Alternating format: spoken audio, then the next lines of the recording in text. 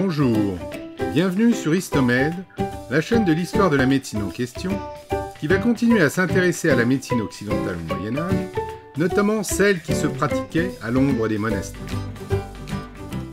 Nous avons vu dans les vidéos précédentes qu'à partir du 5e siècle, différentes médecines savantes, populaires et magico-religieuses cohabitaient avec des frontières imprécises et mouvantes entre chacune d'elles, et qu'une sorte de fusion se réalisa en donnant naissance à la médecine monastique proprement dite, dont l'âge d'or s'étendit du 9e au 12e siècle. La médecine savante, héritée de Galien, la médecine populaire et la médecine chrétienne apparurent en effet rapidement comme complémentaires. Néanmoins, une minorité d'intellectuels chrétiens, représentés par Césaire d'Arles ou même Bernard de Clairvaux, se méfiait de la médecine savante. C'était aussi le cas des communautés pratiquant l'ascèse ou l'érémitisme. Comme nous l'avons dit précédemment, les moines adoptèrent une attitude d'autant plus bienveillante envers la médecine de Galien, notamment par rapport à celle d'Hippocrate, qu'elle était compatible avec le monothéisme, à tel point que l'on a même évoqué, à tort, la conversion de Galien au christianisme. Cette nature bienfaisante, évoquée par le médecin de Pergame, qui produisait des plantes médicinales dans l'intérêt de l'humanité, était en effet aisément identifiée aux dieux chrétiens. La médecine qui était pratiquée dans les monastères restait donc basée sur la théorie des humeurs, socle de la médecine hippocratico-galénique. Celle-ci guidait les traitements, que ce fût l'emploi de plantes, mais aussi des produits d'origine minérale ou animale. Mais selon des hypothèses parfois peu fondées, où l'astrologie gardait toute sa place, parfois d'ailleurs en contradiction selon les médecins ou selon les écoles. Dans les monastères et couvents, malgré la sauvegarde de cette médecine savante, la médecine restait néanmoins essentiellement pragmatique et utilitaire, avec un minimum de savoir de base, anatomique et théorique. Elle empruntait davantage à la médecine populaire et empirique. Les procédés diagnostiques de l'Occident médiéval marquèrent donc un recul par rapport aux descriptions cliniques de l'Antiquité, symbolisées ici par cette stèle funéraire d'un médecin athénien, appelé Jason, examinant un jeune patient en lui palpant l'abdomen, stèle conservée au British Museum. Et surtout par rapport à celle du monde musulman, qui avait su préserver une tradition d'observation derrière Hippocrate et Galien, et que nous avons détaillée dans les vidéos précédentes.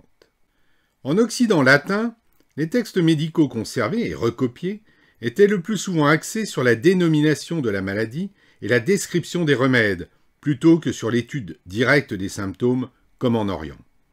L'examen clinique associait l'interrogatoire, l'histoire de la maladie par le patient, mais aussi, nous l'avons vu, de ses fautes, et une inspection avec un examen essentiellement visuel. Il se poursuivait par l'examen des excreta, c'est-à-dire des urines, des selles ou autres, dont on étudiait la variation de couleur, l'odeur, la consistance. La plupart des médecins se basaient surtout sur l'examen des urines, comme le montre l'omniprésence de l'uroscopie dans les illustrations et la prolifération de manuels avec des nuanciers de couleurs d'urine, avec des représentations d'urines différentes, de couleurs différentes, d'aspects différents, comme sur ces différents exemples.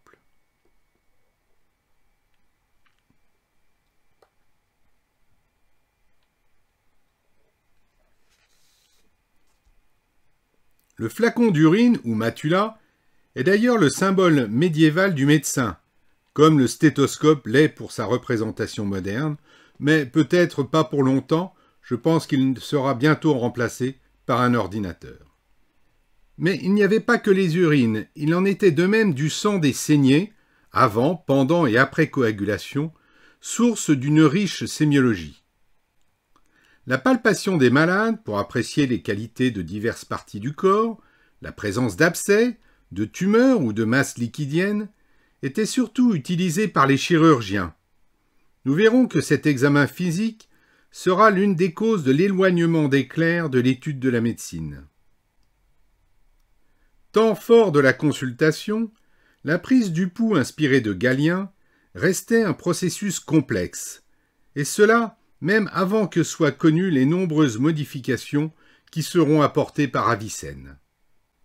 Les variations du pouls étaient analysées selon l'artère et selon les caractéristiques qui nous échappent aujourd'hui, sa longueur, sa largeur, sa profondeur, sa force, sa consistance.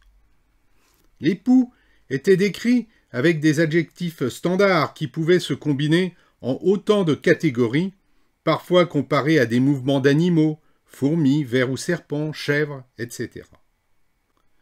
Il faut savoir que le pouls n'était pas compté, mais son rythme était apprécié par une terminologie de métrique poétique ou de proportion musicale. Le but de cette observation des symptômes, d'identifier la maladie selon les textes anciens. Nous verrons que ce procédé posera problème avec l'apparition de nouvelles maladies comme la peste noire ou plus tard la syphilis, mais la distinction entre symptômes et maladies restait problématique. L'identification de la maladie, faute de traitement efficace, permettait, comme au temps d'Hippocrate, d'élaborer en fait avant tout un pronostic, en se basant notamment sur son évolution, car les traitements étaient limités. Ils se résumaient au régime, aux médicaments et à la chirurgie. Les régimes alimentaires et de vie tenaient une place importante en thérapeutique, mais les principes, basés sur la théorie des humeurs, restaient les mêmes en situation de maladie comme de santé. Les qualités des aliments choisis étaient censées corriger les déséquilibres des complexions des humeurs. Il en était de même pour les médicaments, mais la différence entre aliments et médicaments, essentiellement d'ailleurs à base de plantes à l'époque, était ténue. La plupart des herbes médicinales, vendues par les apothicaires, étaient en effet aussi bien des plantes comestibles, utilisées en cuisine, que des médicaments. Ces plantes médicinales étaient utilisées pour leurs propriétés olfacto-gustatives, la puissance de leur saveur ou de leur arôme, pour leur texture inhabituelle, aussi bien que pour leurs propriétés actives, effets laxatifs, somnifères, souvent observés d'ailleurs de manière purement empirique. Les listes de plantes médicinales utilisées au Moyen Âge, avec leur indication, se retrouvaient dans des antidotaires, dont l'un des premiers fut l'antidotaire de Nicolas de Salerne, vers 1150, très inspiré d'Abulcassis. Citons aussi le Viribus herbarum de Macer Floridus, ou les travaux de Eudes de Meung, né dans cette ville au XIe siècle, auteur d'un poème didactique sur la pharmacie des plantes et les drogues, qui s'appuie sur des sources antiques, mais aussi sur une expérience personnelle. Son Viribus herbarium, consacré à la description des plantes, est composé de 2278 vers et 77 chapitres. Ce livre fut, avec d'autres traités comme l'Hortus Sanitatis, largement répandu en Europe et a été traduit en différentes langues dès le siècle suivant. Sous l'influence de la médecine arabe, la thérapeutique s'enrichira de plantes plus lointaines, mais ces nouvelles plantes, ces nouvelles herbes n'étaient pas toujours accessibles du fait de leur origine géographique et de leur coût. Et on assistera déjà, à l'époque, à l'installation d'une médecine à deux vitesses, avec une pharmacopée pour les riches et une pharmacopée de substitution pour les pauvres. Ces substitutions, comme l'alimentation d'ailleurs, faisaient volontiers appel à la médecine des signatures, à des ressemblances de noms ou d'aspects, au mieux empiriques, plutôt que reposant sur des principes clairs. Cet emploi des plantes fut à l'origine du développement des jardins des simples, sur lesquels nous reviendrons. À côté de l'alimentation, l'hygiène avait aussi une place fondamentale, notamment avec les bains, assez répandus, ce qui bat en brèche une idée fausse sur la saleté au Moyen Âge. Bains qui pouvaient d'ailleurs être utilisés à visée thérapeutique.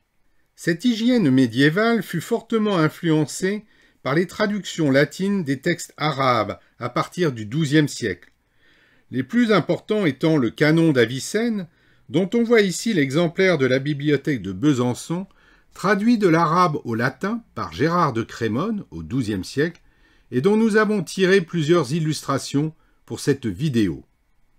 Nous pourrions également citer le Continent de Rhazès, mais surtout le traité d'Ibn Butlan, médecin chrétien de Damas, son Taqwin al-Siha, connu sous le nom de Taqwinum Sanitatis.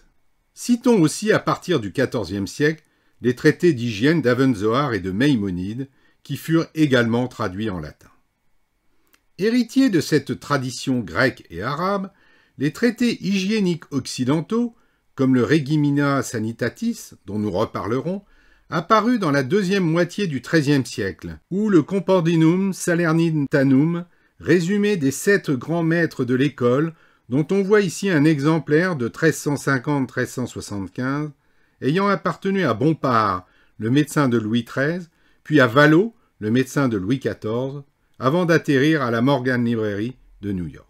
À côté de l'alimentation, de l'hygiène en général, incluant d'ailleurs l'hygiène sexuelle, et des médicaments, le plus souvent à base de plantes, le médecin médiéval en Occident faisait aussi appel à la chirurgie, notamment à la cautérisation, aux ventouses et bien sûr aux saignées. La cautérisation et les ventouses consistaient à chauffer, voire brûler, des points du corps, utilisant plus ou moins des substances caustiques pour cela, comme le vitriol bleu ou le sulfate de cuivre, et avaient pour but de diriger les bonnes humeurs et de bloquer les mauvaises. En Occident latin, la cautérisation se répandra plus largement au XIIe siècle sous l'influence de la traduction latine de la chirurgie d'Abulcassis.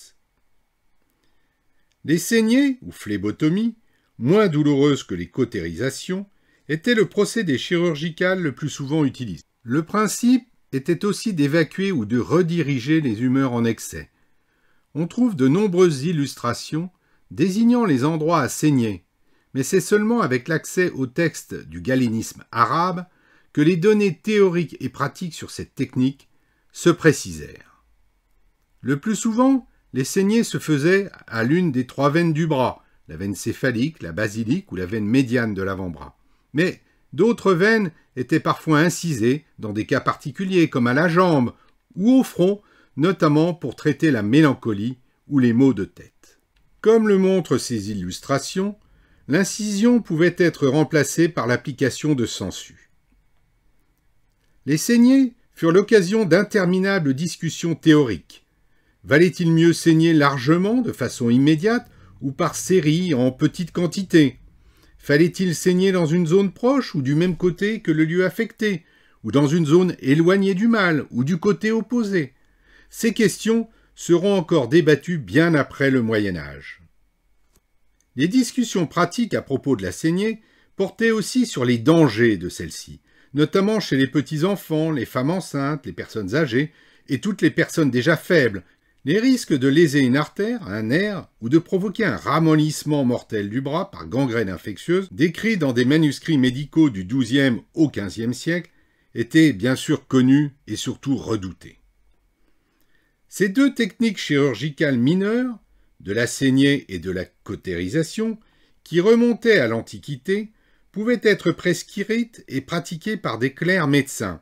Mais à partir du XIIIe siècle, sous prétexte que l'Église a horreur du sang, elles furent de plus en plus abandonnées et laissées aux chirurgiens, aux barbiers chirurgiens, qui effectuaient déjà quelques gestes. La place de la chirurgie à proprement parler était limitée à l'incision d'abcès, à l'immobilisation en cas de fracture ou à la réduction des luxations, comme sur cette illustration, avec toutefois une place particulière pour la chirurgie de guerre et pour l'ophtalmologie, tandis que la chirurgie lourde, comme ici l'ablation d'un cancer du sein, restait anecdotique. Dès la fin de l'Antiquité, saint Jérôme, le traducteur de la Bible en latin, la Vulgate, et pour cette raison le patron des traducteurs, et saint Martin de Tours, le soldat qui partagea son manteau dont nous avons parlé, favorisèrent le développement de cette vie monastique. Mais la multiplication des monastères date néanmoins surtout du VIe siècle, quand, en 529, saint Benoît de Nursie, lui-même à l'origine de quelques guérisons miraculeuses, créa le monastère du Mont Cassin. La règle de saint Benoît professait que, avant et au-dessus de toute chose, il faut prendre soin des malades, car en vérité, c'est lorsqu'ils sont honorés que le Christ est honoré. Les bénédictins considéraient donc les soins aux malades comme une œuvre de miséricorde, et la médecine cléricale ou monastique était dès lors pratiquée dans le cadre d'un devoir religieux. Véritable héritier du monachisme d'Orient, né en Cappadoce, en Syrie ou en Égypte, au IIIe et IVe siècle, dont on a vu l'influence dans l'art de guérir, le Mont Cassin fut le point de départ du mouvement monachiste en Occident, et tout ce qui a été dit sur la médecine byzantine pourrait se rapporter ici. Mais, comme nous l'avons vu, les origines de l'hôpital que nous connaissons sont davantage à chercher dans l'Orient chrétien hellénophone, notamment Byzance, où la médecine arabe puisa ses sources pour le développer considérablement, plutôt qu'en Occident latin. Mais, alors que l'hôpital byzantin puis arabe se spécialisa très vite, distinguant des hôpitaux pour les malades, pour les pauvres, les pèlerins, les orphelins, les vieillards, l'hôpital en Occident resta longtemps indifférencié, comme un lieu général d'hospitalité et d'assistance, où le malade n'était pas vraiment distingué du pauvre, de l'infirme ou du pèlerin repentant. Si le mont Cassin, malgré sa destruction par les Lombards en 581, fut à l'origine de la multiplication des monastères bénédictins, dont l'emplacement répondait à une double contrainte de sécurité et d'autosuffisance, la réforme cistercienne, derrière Bernard de Clairvaux, fut à l'origine de la multiplication des abbayes en Bourgogne, comme Cluny ou Clairvaux, et bien sûr en Provence, avec le Toronnais, Sylvacane et bien sûr aussi l'abbaye de Sénanque. La règle bénédictine, imposant la prise en charge des moines malades, obligea à la création de petites infirmeries au sein de ces monastères. Rapidement, ces infirmeries monastiques devinrent hôpitaux. En 820, l'abbaye de Saint-Gall possédait ainsi un jardin des simples, une petite pharmacie et 6 lits pour les frères malades, puis rapidement pour les malades laïcs. La quasi-totalité des monastères avaient de ce fait à leur disposition tout ce dont ils avaient besoin pour la prise en charge des patients religieux ou laïcs, en commençant bien sûr par le jardin des simples, où étaient cultivées toutes sortes de plantes, dont l'efficacité et la dangerosité étaient reconnues tant par l'empirisme que par la médecine savante, notamment depuis Dioscoride. Des livres sur ces remèdes à base de plantes furent même édités, un des plus célèbres d'entre eux étant le livre gallois, le livre rouge de Hergeste, datant des années 1400. Au premier rang de ces plantes, l'écorce de saule ou la reine des prés, réputée calmante et fébrifuge. Mais comme nous l'avons dit, l'emploi de ces plantes n'échappait pas à la médecine des signatures, soit par ressemblance de forme avec une partie du corps humain qui sous-entendait sa capacité à en soigner les maux, à l'exemple des feuilles tachetées de blanc de Pulmonia longifolia, comme analogue aux alvéoles des poumons et donc utilisées pour les maladies pulmonaires, ou les graines de Sculettaria, utilisées comme remède pour les maux de tête, car ressemblant, comme la noix, à des crânes en miniature. Soit enfin par sa couleur, à l'exemple des fleurs rouges pour traiter les maladies du sang, ou les jaunes pour celles du foie ou de la bile. La magie restait toutefois importante dans ces pratiques empiriques, par exemple avec l'utilisation de la mandragore. Cette magie peut être regardée comme une forme de folklore populaire, mais elle était aussi présente au niveau universitaire avec l'astrologie médicale qui dictait les traitements à l'exemple de ce diagramme tiré du livre des guildes des chirurgiens barbiers d'York. Cette magie n'est pas seulement divinatoire mais aussi thérapeutique. Elle n'échappait pas non plus à l'adjonction de quelques prières pour en augmenter l'efficacité, notamment auprès de saints réputés guérisseurs, auxquels Histomède a consacré une vidéo. Hildegarde de Bingen, qui vécut au XIIe siècle et donc contemporaine de Maïmonide, est un bon exemple de cette fusion entre médecine savante, populaire et christianisme. Hildegarde de Bingen, ou plutôt de Ruppersberg, où elle fonda une abbaye en 1147, sainte de l'Église catholique au XIIe siècle, fut déclarée docteur de l'Église en 2012. Elle était rentrée au couvent à l'âge de 8 ans, où elle reçut une solide éducation en musique et en chant, mais aussi en botanique et en pharmacologie. Au fil des années, considérée comme la première naturaliste d'Allemagne, elle développa des talents de guérisseuse, associant phytothérapie et règles d'hygiène, notamment en matière d'alimentation. Le jeûne avait, selon elle, de profondes vertus curatives. Un de ses aliments fétiches était d'ailleurs l'épeautre, car, selon elle, il fournit un sang de qualité et met de l'allégresse dans l'esprit de l'homme. Hildegarde fut aussi une des premières à conseiller de faire bouillir l'eau avant de la boire et accordait de l'importance autant au repos qu'aux exercices. Elle peut surtout être considérée comme une précurseur de la médecine psychosomatique. Elle-même musicienne, elle accordait en effet des pouvoirs thérapeutiques à la musique. À 43 ans, elle reçut de Dieu l'ordre de mettre par écrit ses visions qu'elle consigna dans le Civias, qu'elle acheva 10 ans plus tard, en 1151. Ce titre de Civias est un abrégé de l'expression latine Civias Domini, apprend à connaître les voies du Seigneur. Cet ouvrage, décrivant 26 visions mystiques et illustré de 35 miniatures, était admiré, paraît-il, par Bernard de Clairvaux et par le pape Eugène III. Le Civias fut suivi de 2 autres ouvrages, le Liber Vitae Meritorum, écrit entre 1158 et 1163, et le De Operatione Dei, écrit entre 1163 et 1174, également connu sous le nom de Liber Divinorum Operum.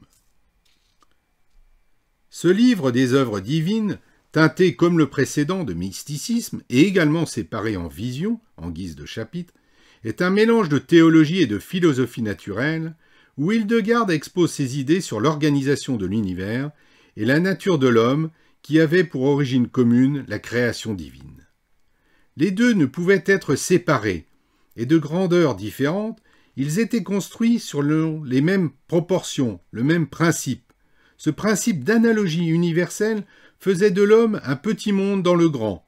L'homme, microcosme, était le miroir du monde, macrocosme, qu'il reflétait par l'organisation de son propre corps. Dans un des manuscrits conservés à Lucca, on trouve la miniature représentant un homme aux bras étendus dans un cercle, recevant toutes les influences cosmiques.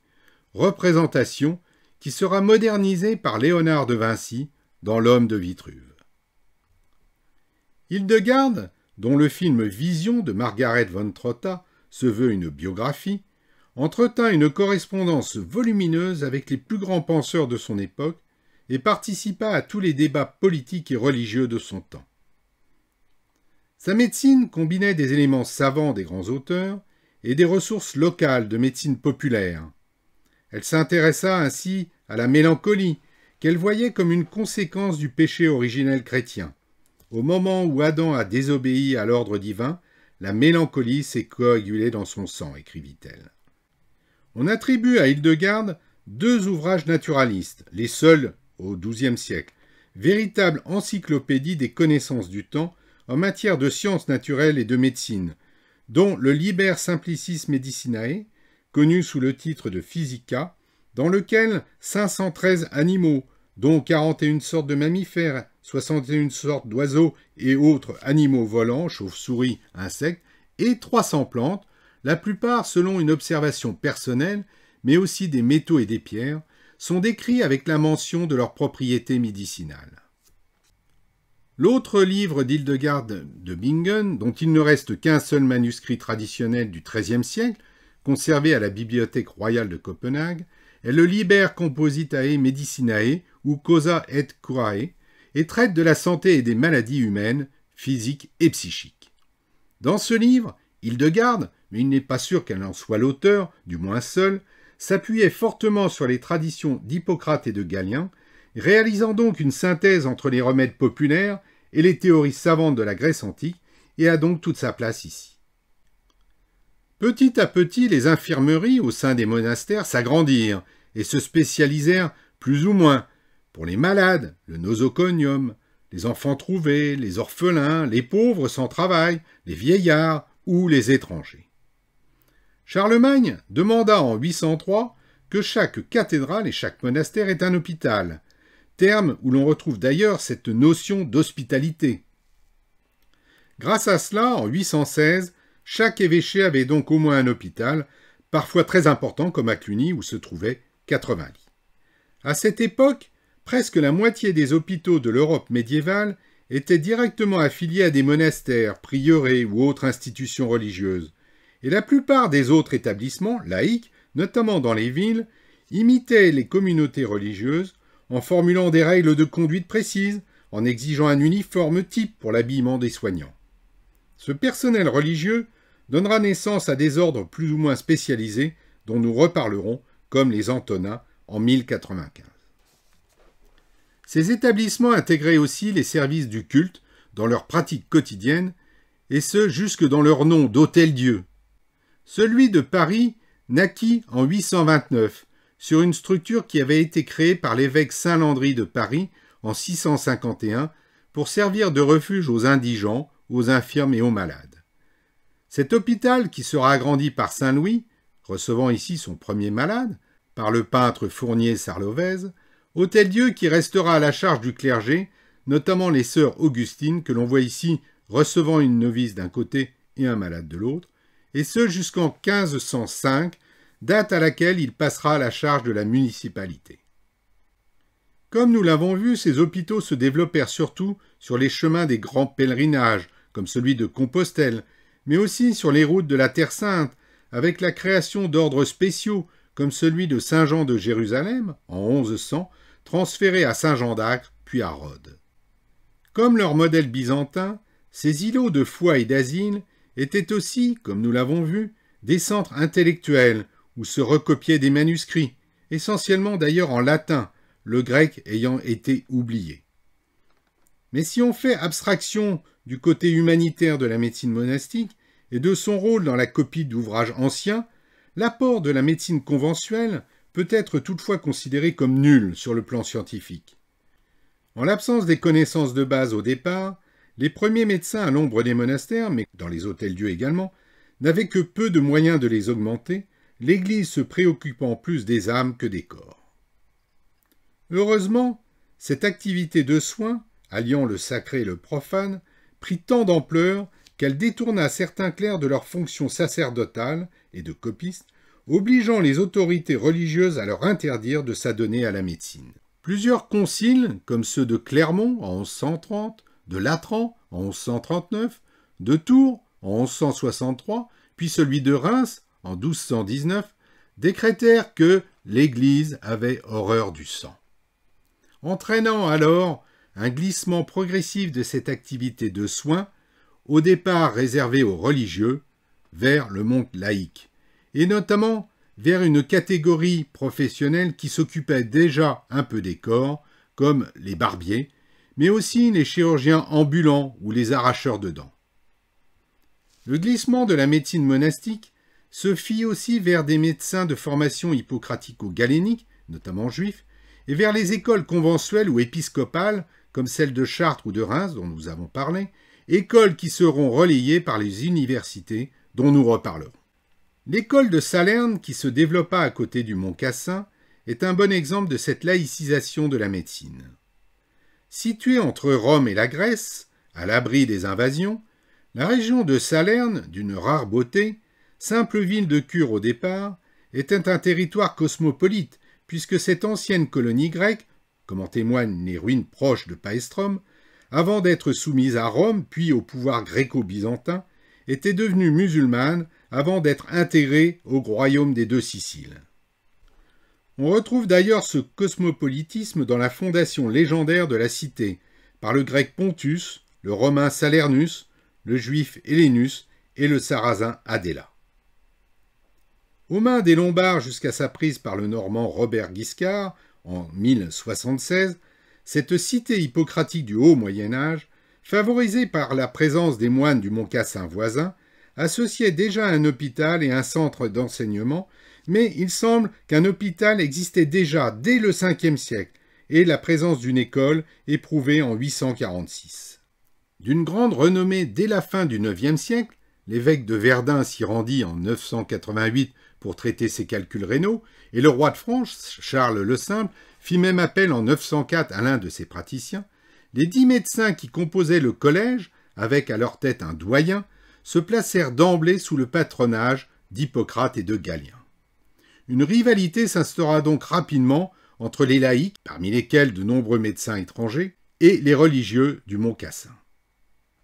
Si Salerne laissa le nom de quelques maîtres comme Gario Pontus, auteur de 5 livres de compilation, réunis sous le titre de Passionarius, dont il existe d'ailleurs plusieurs exemplaires dans les bibliothèques, ouvrage qui eut le mérite d'instaurer un vocabulaire médical latinisé, Il faut citer également Matthäus Plaetarius, auteur du livre des simples de médecine, ou de quelques femmes comme la célèbre Trotula de Salerne, mais dont on ne sait pas très bien d'ailleurs s'il s'agissait d'une femme médecin, de la femme d'un médecin, ou simplement d'une sage-femme. Toujours est-il qu'elle fut l'auteur d'un traité d'obstétrique intitulé « Le soin des maladies de femmes ». La médecine salertinienne laissa surtout des ouvrages anonymes et collectifs comme l'Articella, l'Antidotarium, mais surtout le Regimen Sanitatis, long poème de vers, facile à retenir, mais dont il est difficile de retrouver l'original. Il existe en effet 11 traductions en français différentes, allant de 362 vers, celle d'Arnaud de Villeneuve, imprimée en 1553, à plus de 3500 vers. Cette œuvre, qui connut plus de 200 éditions, resta d'actualité jusqu'au XVIIIe siècle, et notamment par ses conseils d'hygiène élémentaire. L'influence arabe ne se fit sentir à Salerne qu'après 1100, notamment après l'arrivée de Constantin l'Africain, dont nous reparlerons. Salerne jouera en effet un rôle majeur, à côté de la Reconquista d'une part, et à moindre degré des croisades, dans le retour aux sources de la médecine gréco-romaine, conservée et enrichie par les arabo-musulmans, retour aux sources qui sera le thème d'une prochaine vidéo intitulée « Comment la médecine hippocratico-galénique revint en Occident », vidéo d'Histomède, la chaîne de l'histoire de la médecine en question.